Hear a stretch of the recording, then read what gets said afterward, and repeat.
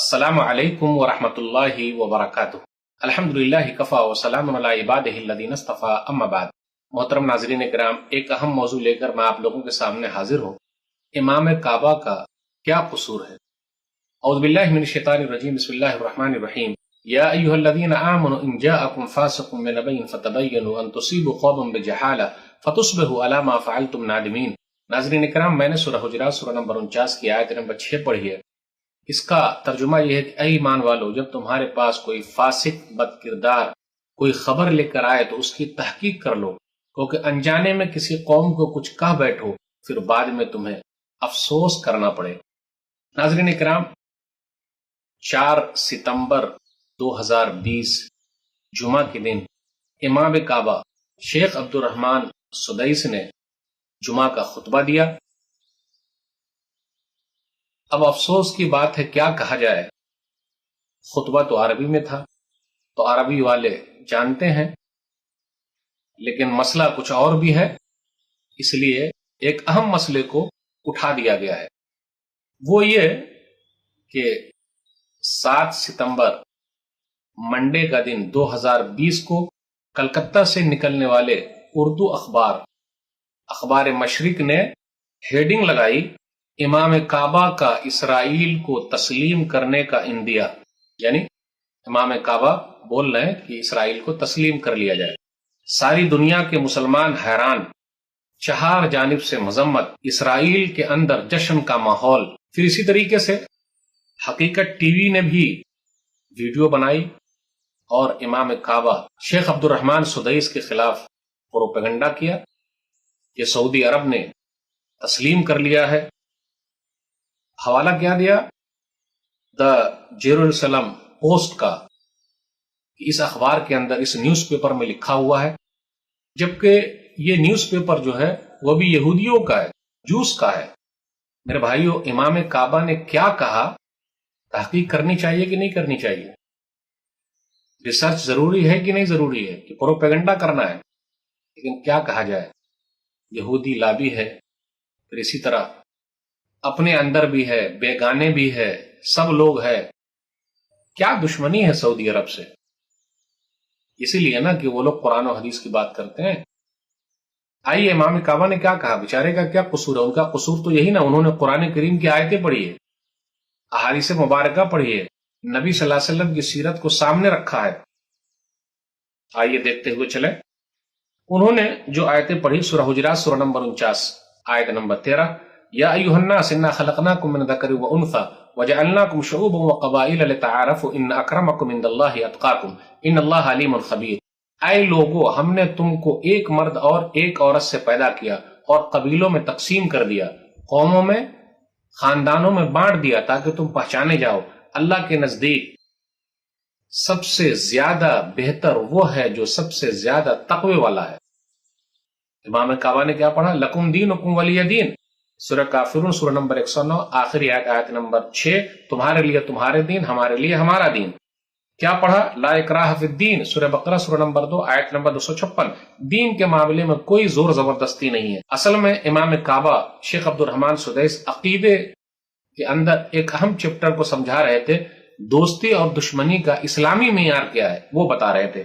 دین کے معاملے میں کوئی زور زبردستی نہیں ہے۔ ایک اور آیت ہے، انہوں نے پڑھی سورہ بقرہ سورہ نمبر 2 آیت نمبر 83 وَقُولُوا لِلنَّاسِ حُسْنًا، کہ تم لوگوں کے ساتھ اچھی گفتگو کرو۔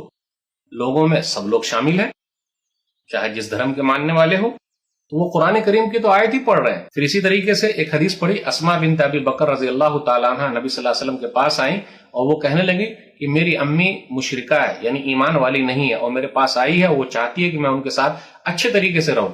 تو نبی صلی اللہ علیہ وسلم نے ارشاد فرمایا، صحیح بخاری کتاب الادب حدیث نمبر 5979، نعم سلی امک، ہاں جا ماں کے ساتھ اچھے طریقے سے رہ۔ یہاں ماں غیر مسلم ہے، اسلام والی نہیں، لیکن کہا ماں کے ساتھ اچھے طریقے سے رہو۔ پھر اسی طریقے سے امام کعبہ نے آگے اپنی تقریر میں یہ آیت بھی پڑھی، وَصَاحِبْهُمَا فِي الدُّنْيَا مَعْرُوفًا، سورہ لقمان سورہ نمبر 31 آیت نمبر 15، کہ تم دنیاوی معاملے میں ماں باپ کا اچھا خیال رکھو۔ پھر اسی طریقے سے انہوں نے آگے کہا کہ نبی صلی اللہ علیہ وسلم کے تعلقات یہودیوں کے ساتھ بھی تھے، اچھے طریقے سے تھے۔ نبی صلی اللہ علیہ وسلم جب دنیا سے رخصت ہوئے تو نبی صلی اللہ علیہ وسلم کی جو زرہ تھی وہ 30 سا میں ایک یہودی کے پاس गिरवी रखी हुई थी। सही बुखारी किताब जिहाद वस्सियर हदीस नंबर 2916। तूफ़िया रसूलुल्लाह सल्लल्लाहु अलैहि वसल्लम व दिरउहु मरहूनतुन इंद यहूदिय्यिन बिसलासीन साअन मिन शईरिन। 30 सा जौ के बदले नबी सल्लल्लाहु अलैहि वसल्लम की जो ज़िरा थी वो गिरवी रखी हुई थी। तो नबी सल्लल्लाहु अलैहि वसल्लम मदीना के अंदर थे, यहूदियों के साथ आपके ताल्लुकात थे। नबी सल्लल्लाहु अलैहि वसल्लम के अखलाक को देखकर बहुत सारे यहूदी मुसलमान भी हुए, दूसरे लोग भी मुसलमान हुए। नबी सल्लल्लाहु अलैहि वसल्लम का अखलाक कैसा है कि खैबर के यहूदियों को जो जमीन का मसला था, नबी सल्लल्लाहु अलैहि वसल्लम ने उनके साथ मसला किया, यानी ताल्लुकात आपने बनाए। फिर इसी तरीके से यहूदियों के 3 कबीले मदीना के अंदर आबाद थे, बनु कैनुका, बनु नजीर और बनु कुरैजा। तो नबी सल्लल्लाहु अलैहि वसल्लम ने उन लोगों के साथ तो मुआहिदा किया था। तो नबी सल्लल्लाहु अलैहि वसल्लम के अखलाक सबके साथ अच्छे थे। नबी सल्लल्लाहु अलैहि वसल्लम का जो एक नौकर यहूदी था, नबी सल्लल्लाहु अलैहि वसल्लम उनसे मिलने के लिए गए। तो इमाम काबा जो इस तरीके के वाकयात बयान किए वो नबी सल्लल्लाहु अलैहि वसल्लम के अखलाक बता रहे हैं। सही बुखारी किताबुल जनाइज हदीस नंबर 1356। कान गुलामुन यहूदियुन, एक यहूदी गुलाम था, यखदुमुन नबी सल्लल्लाहु अलैहि वसल्लम, नबी सल्लल्लाहु अलैहि वसल्लम की खिदमत करता था। बीमार पड़ा तो नबी सल्लल्लाहु अलैहि वसल्लम बीमार पुरसी के लिए गए और नबी सल्लल्लाहु अलैहि वसल्लम ने इस्लाम पेश किया। तो उस लड़के के अब्बा ने कहा अते अबुल कासिम, अबुल कासिम सल्लल्लाहु अलैहि वसल्लम की बात मान लो। तो नबी सल्लल्लाहु अलैहि वसल्लम ने उस वक्त कहा जब उसने इस्लाम कबूल कर लिया, अल्हम्दुलिल्लाहिल्लज़ी अनक़ज़हु मिनन नार, तमाम तारीफ अल्लाह के लिए जिसने उसको आग से बचा लिया। तो इमाम काबा यही बता रहे थे कि दोस्ती और दुश्मनी अकीदे का एक अहम बाब है, और नबी सल्लल्लाहु अलैहि वसल्लम का अखलाक क्या है कि नबी सल्लल्लाहु अलैहि वसल्लम सबसे मिलते हैं। इसलिए मेरे भाइयों, यह प्रोपेगेंडा करना कि इमाम काबा ने इंडिया दे दिया है, यानी अब ऐसा लग रहा है कि अब इसराइल को तस्लीम कर लिया जाएगा। आपको मालूम है बीबीसी ने कौन सी हेडिंग लगाई है? न्यूज पढ़िए, देखिए। शाह सलमान हफिज़हुल्लाह ने कहा जब तक आजाद फलस्तीन कायम नहीं होता उस वक्त तक सऊदी अरब इसराइल के साथ ताल्लुकात बहाल नहीं कर सकता। देखा आपने? इसलिए अपनी तरफ से कुछ भी प्रोपेगेंडा करना सही नहीं है। इसलिए मेरे भाइयों, मैं अखबार मशरिक के जिम्मेदारों से अपील करता हूं, क्या इमाम काबा का कुरान करीम की इन आयतों को पढ़ना जुर्म है? नबी सल्लल्लाहु अलैहि वसल्लम के अखलाक को यहूदियों के साथ बताना जुर्म है? कि आपने कैसे हेडिंग लगा ली है? हकीकत टीवी वाले को भी हम दावत देना चाहते हैं कि अल्लाह के वास्ते सही हकीकत समझिए, दूसरे को क्यों गलत बयान कर रहे हैं। और हमारे पास भी जब कोई खबर लेकर आए तो हम उसकी तहकीक कर ले, रिसर्च कर ले। कौवा कान लेके भागा तो क्या हम कौवे के पीछे भाग जाएंगे? जी नहीं। तो मेरे भाइयों, इमाम काबा का कसूर यही है कि उन्होंने कुरान करीम की आयतें पढ़ी है और जुमे के खुतबे में अहादीस मुबारका बयान की है, नबी सल्लल्लाहु अलैहि वसल्लम की सीरत बयान की है। और उनका क्या कसूर है? कोई भी मसला हो, नबी सल्लल्लाहु अलैहि वसल्लम के ताल्लुकात कैसे थे लोगों के साथ, हमारे और आपके भी अखलाक ऐसे होनी चाहिए। हम बेहतरीन उम्मत है, हर एक के लिए उम्मत है। हमारा अखलाक नबी सल्लल्लाहु अलैहि वसल्लम जैसा अखलाक होना चाहिए, तभी हम कामयाब हो सकते हैं। और मुल्की सतह पर जितने भी फैसले हैं वो सरकार को खुद ही फैसला लेना है, क्या किया जाए और क्या न किया जाए।